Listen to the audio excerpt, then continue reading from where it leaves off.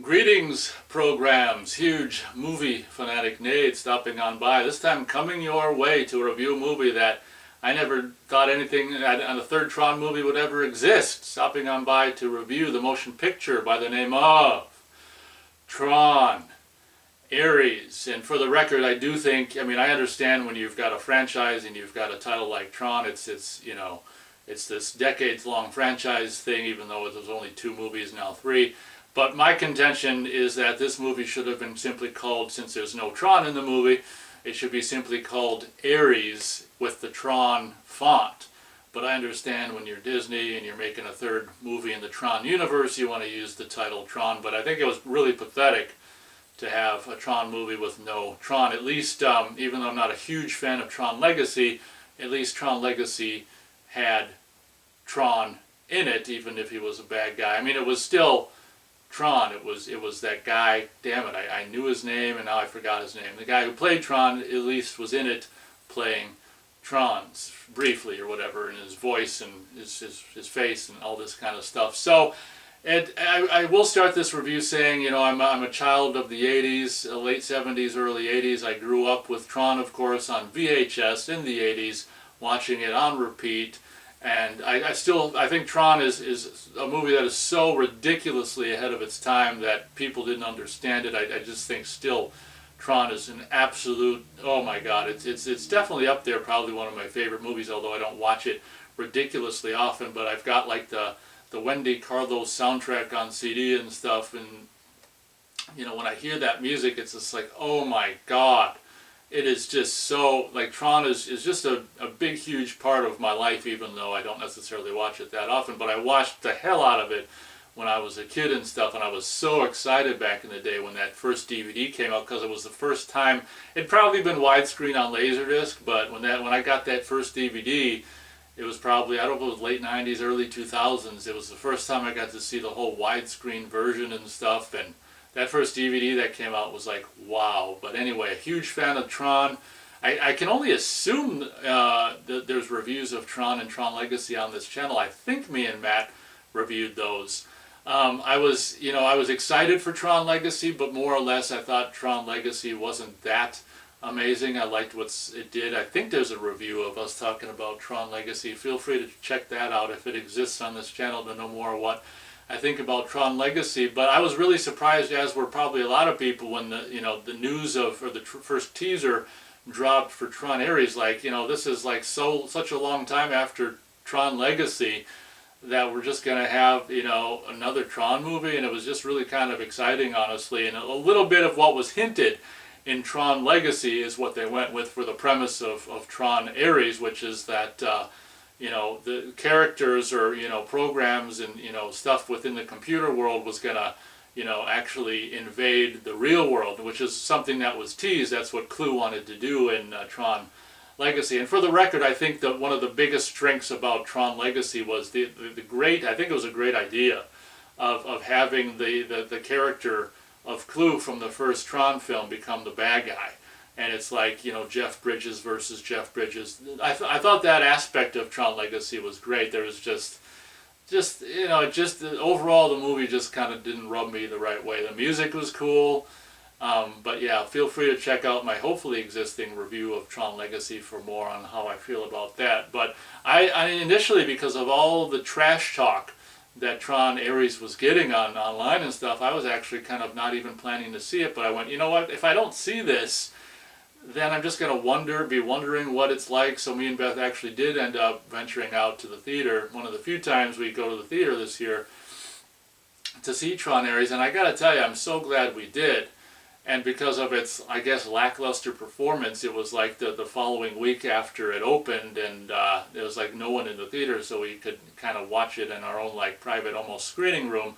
But I got to tell you, I think at the end of the day, when before the movie was over, I was leaning over to Beth and saying, I think she hadn't even seen Tron Legacy at this point, but I think I like this more than Tron Legacy.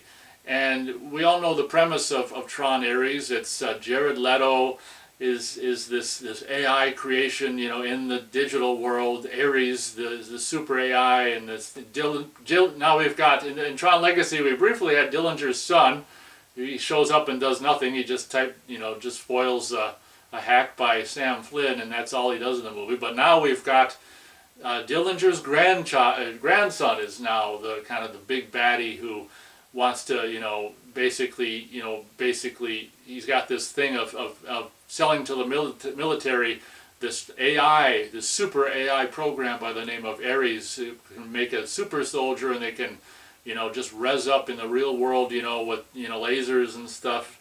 There's these unlimited versions of this Ares super soldier and all these other things, and vehicles and tanks and all this stuff to actually res up into the real world to be the ultimate, soldiers and military equipment and stuff. There's one problem.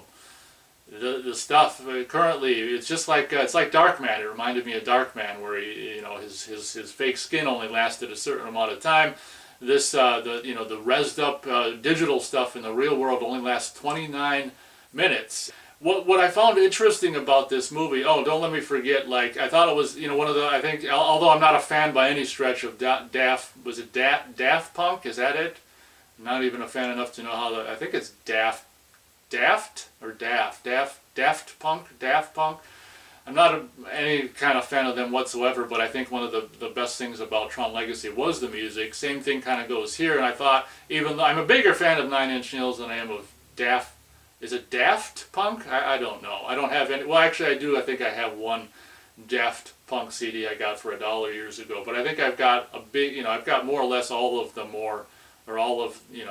I've got a whole lot of Nine Inch Nails CDs. So I thought that, by, having, as much as you'd love to have Wendy Carlos do all these movies, to have her do the first film and then Daft Punk do the music and then Nine Inch Nails for the third one. I mean, that was just a great idea, and the music is great. The electronic music and stuff, and so I will say that. But what I thought was really interesting about this movie is, of course, the MacGuffin, very much with like Tron Legacy, is the Clue needs Flynn's disc in order. They don't even say kind of necessarily the details or whatever, but Clue in the second film, Clue needs Flynn's disc to make his reality of invading the real world a reality. And in this film, the MacGuffin is the permanence code. This one chick who's, I don't know why she's doing this in frigid Alaska. She's off-grid doing these experiments to try to figure out how to make these, very much like with the fake skin in Darkman, to make this, the digital stuff that they create in the real world with lasers, how to make it last more than the 29 minutes. And there was a couple of really subtle winks in there to the Tron universe, and by her, making in the whatever she is, the frigid it wasn't Antarctica, was it Alaska? Where the hell was she? It doesn't matter. I think she was in Alaska, making the orange tree. And I'm like, oh well, they in the first Tron, the first thing they try to digitize and then reassemble is an orange. So it was kind of a wink by doing the orange tree, a wink to the original Tron. And I also caught that on the dumpster. There's probably a bunch more stuff, but the movie just, fly by so fast I couldn't catch anything. But at the dumpster, one of the company names for this dumpster or whatever was Dumont.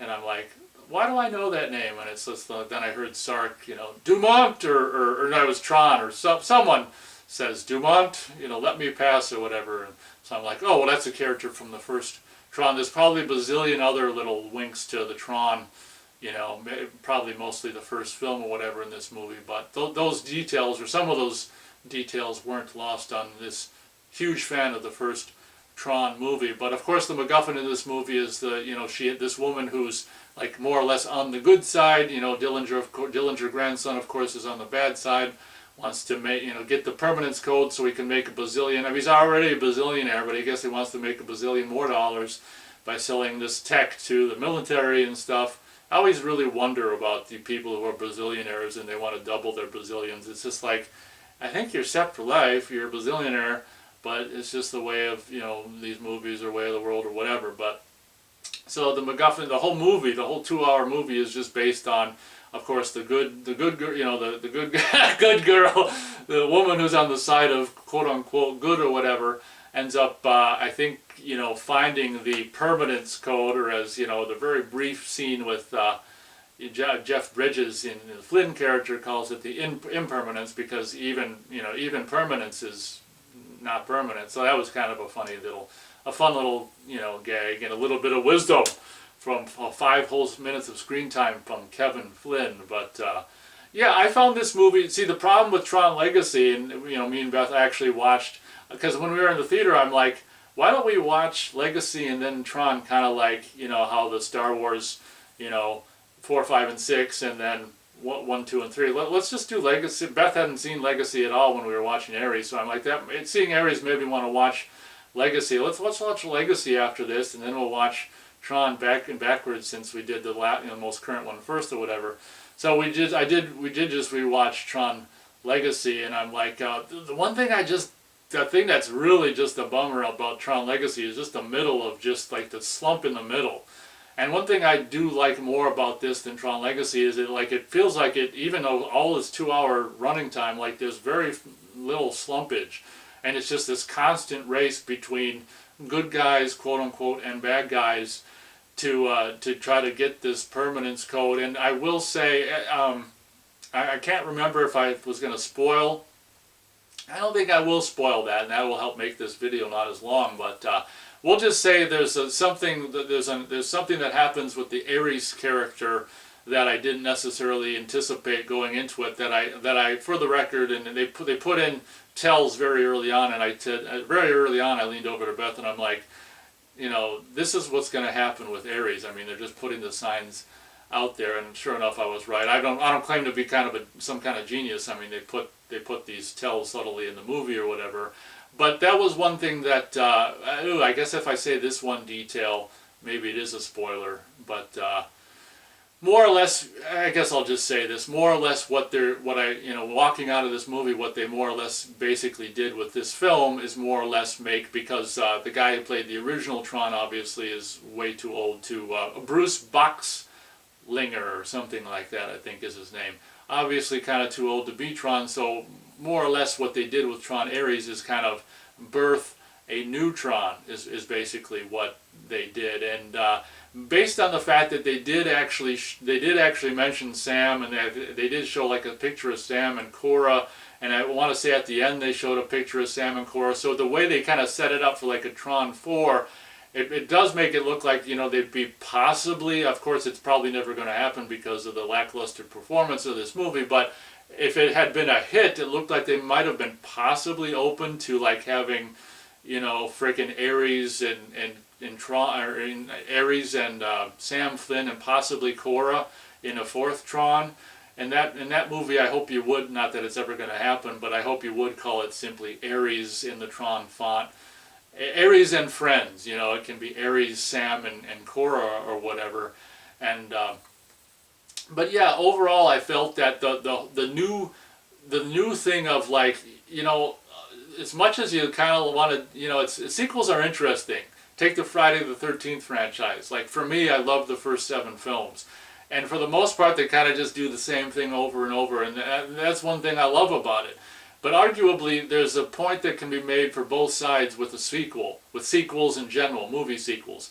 It's like, well, obviously the first movie or the second two, for the first couple movies were a hit or whatever, and you kind of want to do the same thing, but then it's like, well, how much of the same thing do you do? How much do you make it different? I do give this movie props for its existence isn't just for the hell of it and we're doing the same thing a third time. The thing that was cool about this movie is the idea that was proposed in the second one of bringing digital characters and digital programs into the real world. What would that look like? It was actually really kind of cool, and the whole 29-minute thing where everything just de-reses after 29 minutes really kind of, just these really simple plot points really made what they did with it really, and chase scenes and action scenes, and everything was going to happen until they just de-res or whatever. Even though it's a very simple premise, and like the MacGuffin is a very simple kind of idea and premise, what they did with it, I think they really kind of made it interesting, and making a whole movie based around bringing the digital characters and weapons and stuff and vehicles of Tron into the real world, and how kind of, whatever, cyberpunk-esque it kind of is and stuff. The only thing I was thinking about, days later is just like, I don't know about the realism of like the logistics of the you know the light cycle trails and all this kind of stuff, you know, being in, you know, with the physics of the real world might not be, if you're trying to be scientific and stuff, you know, maybe you can bring the you know, characters and vehicles into the real world. But I mean, the whole fact that the light trails are going to perform in the real world like they perform in the digital world might be a stretch. I mean, the whole movie's a stretch, so it's funny that I'm like zeroing in on the like the light trails or whatever. But I definitely think it was yeah. The reason I give this movie a pass, even though it's like got no Tron in it and it doesn't really care about any of the characters necessarily from any of the first couple movies, is because it's like, I think what it does is actually kind of interesting. Taking the Tron, it's almost like Halloween 3 in a weird way. I mean, it's like, you know, at least the first two Trons have mostly Jeff Bridges. You know, in this movie, it's just so strange because it's like, you know, pretty much no characters from any of the first movies except for a brief appearance by Jeff Bridges or whatever. But I just, because of it you know, 2 hours, it just kept me engaged. I just think what it did was interesting, and you know, maybe possibly, you know, Tron Legacy maybe tried to do, you know, too much of what Tron did. One of the big things I give this movie props for is just doing something so different and making it really kind of, you know, doing what, you know, that different thing that is being done is actually really kind of interesting. So I'm actually kind of looking forward to the Blu-ray release, although these days, you know, with the ever-rising prices, especially Disney, I'll probably wait until forever until I actually buy the Blu-ray, until it can maybe come down or whatever. But it's not something that, you know, I gotta just own right now or anything by any means. But yeah, I mean, another thing, you know, the color scheme of, you know, having it just be like the red and stuff, and, you know, it was just, you know, the action scenes were really kind of cool. And like I say, just the whole idea of bringing light cycles and light planes and light whatever else, you know, the recognizer into a real city.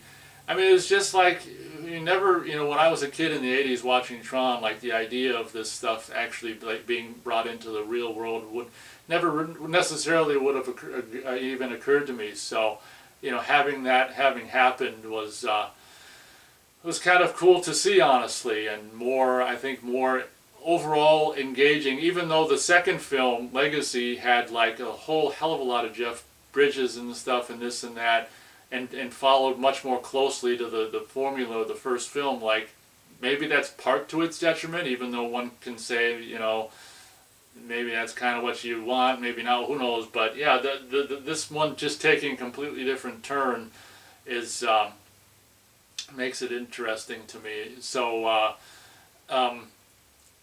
it's just a bummer, like they really super set up the sequel and stuff by like having, I think I can say this, it's not a really big deal, but, you know, having Dillinger grandchild, you know, zapped into the grid or the digital domain and finding, you know, his grandfather's disc and basically, you know, I think, does he put it on and he basically turns into Sark, you know, and you know, it was just like, oh man, they set up the fourth Tron, like where, you know, the grandson of Dillinger is going to be Sark in the grid, and, you know, possibly, you know, Flynn and, you know, or not Flynn, Sam and Cora joining Ares. And I mean, a 4 could be so cool if like Sam and Cora, you know, joined Ares, basically. It's ostensibly the new Tron, and, you know, fought Dillinger grandchild, who's now Sark. And in closing, one thing I'll say about the, we all know that there's, you know, the little tribute to the original film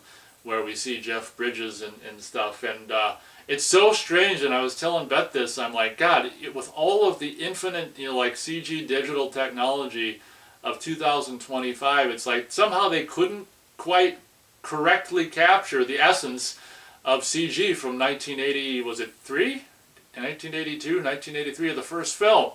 It's like, I don't understand that. It's like they, you know, they tried to recreate, you know, the old light cycle, and it's like there's something off. Why couldn't they get it exact? Like, that was so strange to me. So obviously, very much with like Jason X and them, you know, recreating Camp Crystal Lake 1980 in that brief moment where Jason is, you know, killing them nude female counselors and stuff, and Jason X. Like I thought that was really cool back when we saw that in the theater. And this movie does the exact same thing, where we kind of placate to fans of the original film for maybe 4 or 5 or 6 minutes, and we got the Wendy Carlos music back. We've got the imagery of the first film. We've got a bit. We've got an old light cycle, and I mean, could the movie have lived without that? Yeah, probably. For what it was retro cool for a geek like me who grew up with the original film in the 80s, but it's something that could have taken it or left it. I was just really surprised, as I said, that with the 2025 technology, they couldn't quite get, the 83 light cycle correct. I was like, how is that possible? But my star rating for Tron Ares, even though I'm, saying praising it and stuff, it's not like it's all some kind of amazing movie. I was just, because of all of the trash it was, just getting heaped upon it, I thought it was just going to be, a lot worse than it was. I can go as high as, I think I might have rated Tron Legacy if we did in fact review that. I probably would have given that, like, having revisited it again, that's somewhere like 2 stars out of 4.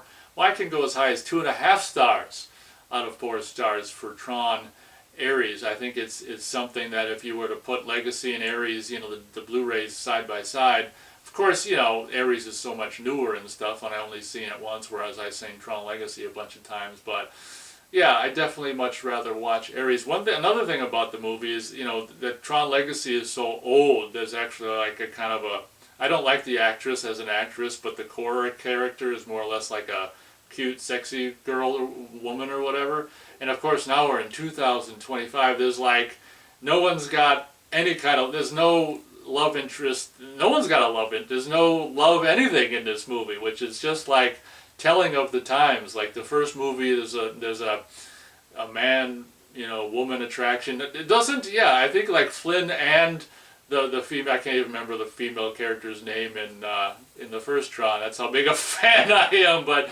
it was like Flynn and that female in the grid, and then it's Tron and the female. It's kind of gross if you think about it. But I don't think they have digital sex or anything necessarily. But and then Tron Legacy is the the single. Sam Flynn goes into the grid and comes out with ISO girlfriend, digital, formerly of the digital world or whatever. But in this movie, there's like just no relationship. There's no relationships with there's like no quote unquote. There's no like even attractive female character.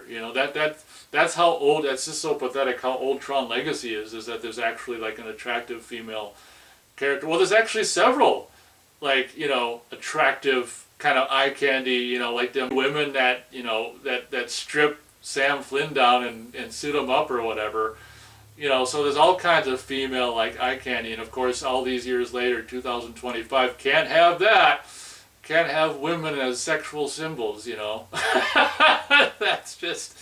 that's not gonna fly. But yeah, I guess because, as I said, I went into Tron Ares just thinking, with everyone trash talking it, and it's just like, well, what do you want? You just the same thing a third time?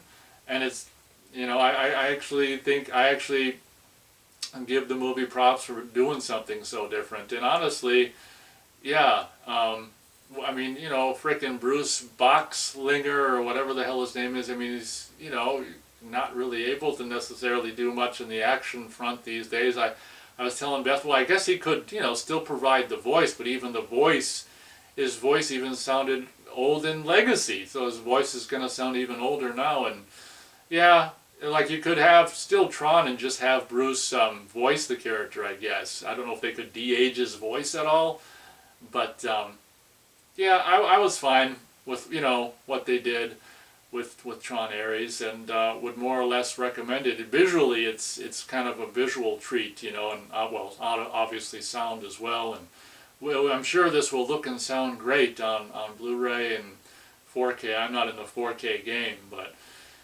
I'm sure when it eventually becomes cheap enough for me to get the Blu-ray, it'll look and sound great. The one thing that was absent from Tron Legacy was something that they put back in this movie when the Dillinger your grandson is talking to Ares, telling him what to do. He's just like Dillinger in the first movie. He types on the keyboard, and there's like this big loud head in the digital world. That kind of reminds you of the Master Control program in the first film. That was another wink to this movie that I completely forgot about until just now. So it's funny hearing, you're just seeing him type on the thing and then just having this huge ominous head with this huge voice talking to Ares like, blah, blah, blah, blah, blah. And like, yeah, that was one thing to call, another callback to the original film that Tron Legacy didn't do at all. He didn't have one of them big, intimidating digital faces talking to any characters in Tron Legacy. So another callback to the original Tron. So even though, like, for the most part, none of the characters are, you know, in the first couple of films, for the exception of the small bit of Flynn in this movie, are in it, you know, they still have a lot of Tron era stuff they're doing. So yeah, I didn't really necessarily realize that when I was watching it, like how much that was a callback, and it connected me to the you know, Tron universe of the first film, the big loud head talking and typing and seeing the head. Yeah, so that was another thing I appreciated about this film. It's kind of like, well, we don't have Tron, we don't have Flynn, we don't have Sam, we don't have Cora, but we can at least have the big, huge, loud head talking. So thanks for the big, huge, loud head. So I guess that pretty much does it for this review. Thanks so much for watching. Hope you guys enjoyed. And as always, we'll catch you on the next video. End of line.